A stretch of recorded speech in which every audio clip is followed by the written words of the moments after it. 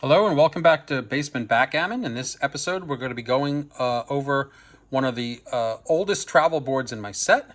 I don't exactly know how old this board is, but this board, or at least not this exact board, but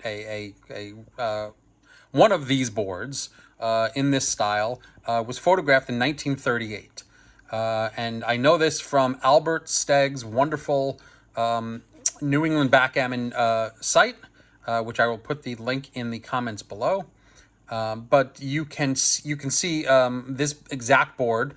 Again, not this particular exact board, probably, but one of these boards being played with by some movie stars in 1938. So this is clearly a pretty old board, probably manufactured in the 30s, possibly early 40s.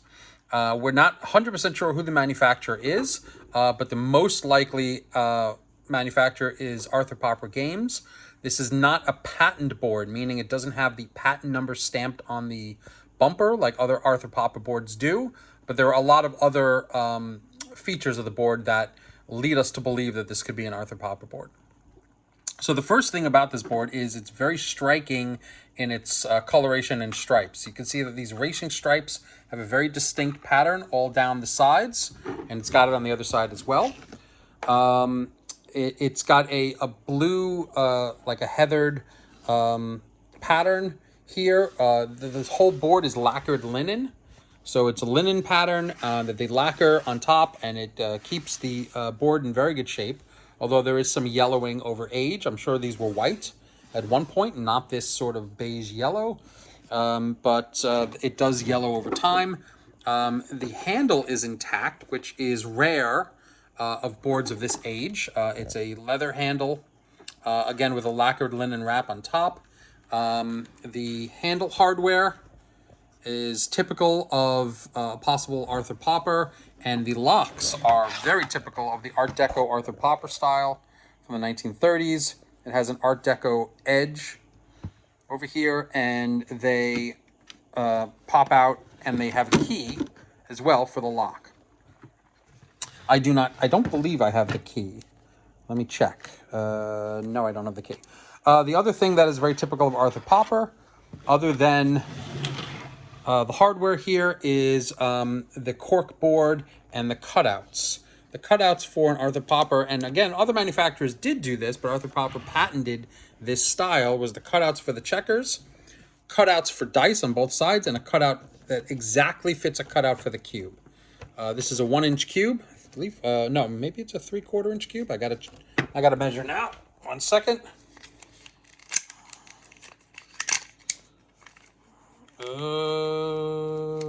Here we go. This is a 3/4 inch cube. There you go. So the 3/4 inch cube with an exact size cutout, original dice. These are the original dice that came with this in red and white, and original checkers. The checkers are quite beautiful. These are 1 1/4 inch checkers. This black one has yellow marbling throughout. As you can see, yellow swirls. Very, very nice. Good example of it. And the red has a little bit of swirling as well. There are some better examples of the swirling. Here's one. So, beautiful examples of Bakelite / Catalan from that time period. I'm going to set it up so you can see what it looks like. All told, the black and red points are very typical colorings of the 1930s. It's another thing that makes me think this is a 1930s board. And let's get 2 more in here. Let's get some more over here. I do not have cups with this, but the cups that would have come with this board would have been roll-up cups, and they would have been in the same lacquered linen pattern as this. I wish I had the cups. That would be a very nice addition to this, but I don't. However, the cube is original, and the cube, one of the features of the cube is it's got different colors on all the sides. So here's the 2 in blue, and then you got, sorry about that.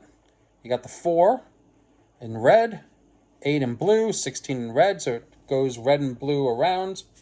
and 32 and 64 in blue as well. So you got these interesting colors combinations that show you, I guess, visually that you've changed from 2 to 4. I don't know why you would need visual proof of that, but at one point this was a popular style.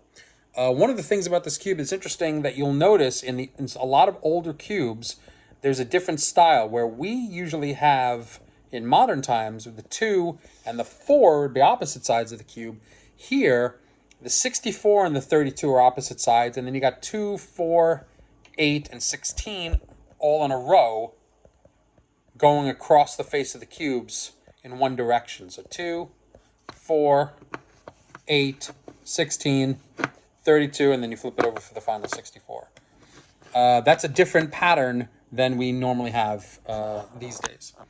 So this is what it looks like.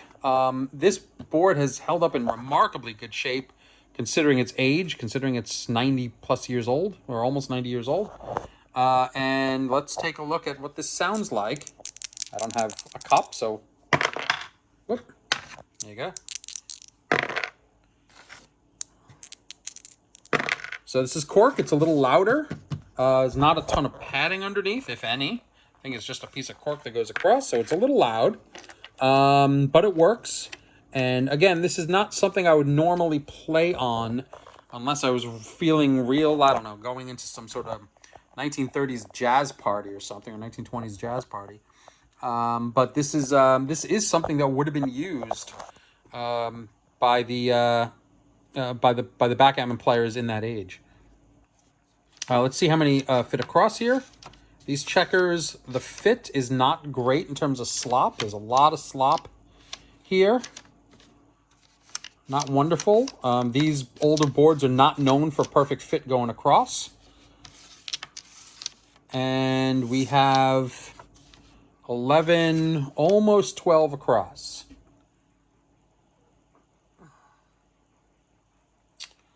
So this is an interesting board, possibly Arthur Popper Games, probably from the late 30s. Hope you enjoyed it. Thanks.